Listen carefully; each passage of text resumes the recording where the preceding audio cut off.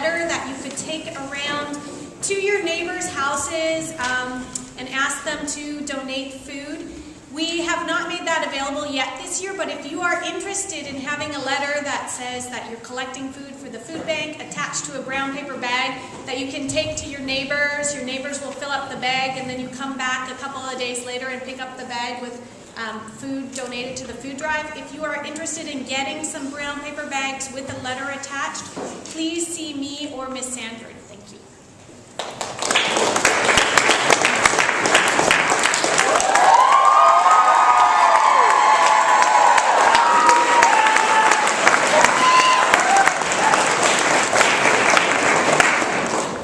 McKenna, stop. You're going to dent your head, or worse, the desk. I stopped banging my head on my conjugation chart long enough to stare woefully at my fellow Spanish student. Then I continued my outlet of misery.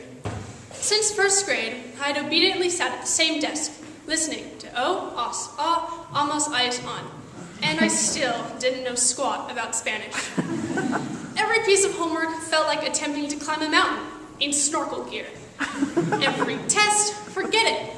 I wasn't a bad student. I was bad at Spanish, and the cause was hopeless. For me, language was my venom, my Vader, my Voldemort. It would be the end of me. So, when I came to York, I decided to try French. I expected French would be entirely different from Spanish. I was right and wrong. The two languages do sound different, but the real difference was not the forms of hablar or parler, but the way I received them. See, I learned Spanish as a language, coming right out of a book. The way Mr. Daniel teaches French is more like telling his students to go ahead and cannonball into a pool without testing the waters. Except the pool is made up of surprisingly good pop music, improv games, vampire stories, and a deep, deep appreciation of early morning eclairs. Without realizing it, I began to absorb French. It seeped into my subconscious. And one day, I realized I was actually learning a language and loving it. The moment was a foggy day in PG. My family and I were out to dinner at a cafe when I heard the waitress speaking French to the table next to us. And when she came to take my order, without even a moment of hesitation, I ordered in French. I was shocked, and then I realized perhaps the secret to learning a language is to stop fussing about perfect mechanics and to allow yourself to be born into the spoken language verse. Young children don't give a hoot about the pluperfect tense. They know it.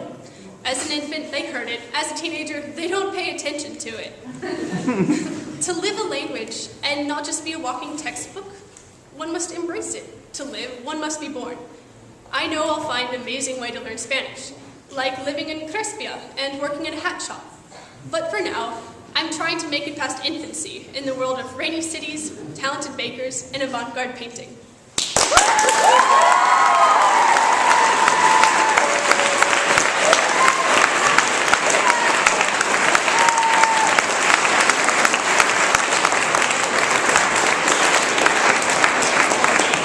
So there's a help meeting today during lunch in room 10 or Mr. Daniel's room. So be there. Those of you who signed up and are on the Facebook group should presumably come. Yeah.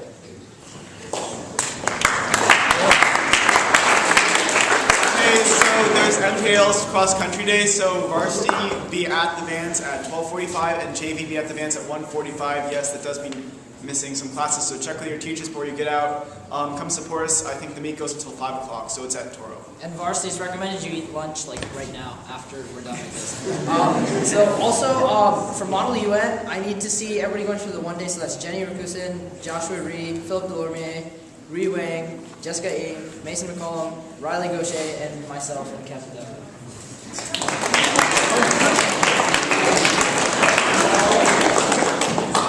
Okay, so for the girls who are interested in playing basketball this season, Krista wants to talk to us tomorrow. Yeah, so be in the gym at 3 right after school. Be there. Practice officially starts Monday. Yeah. Also, Ms. Masson wanted to send out a reminder that there's a college rep coming from the UK today at lunch. So if you're interested in learning about the educational system in the United Kingdom, come to Mr. Hunt's room.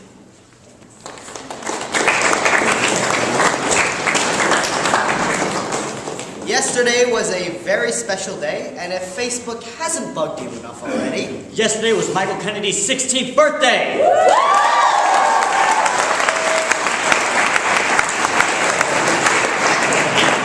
So some of you may have noticed these posters around the school. I'm making more of them. So if you have a woman that you would like to appreciate, come talk to me and I'll make a poster and put it up.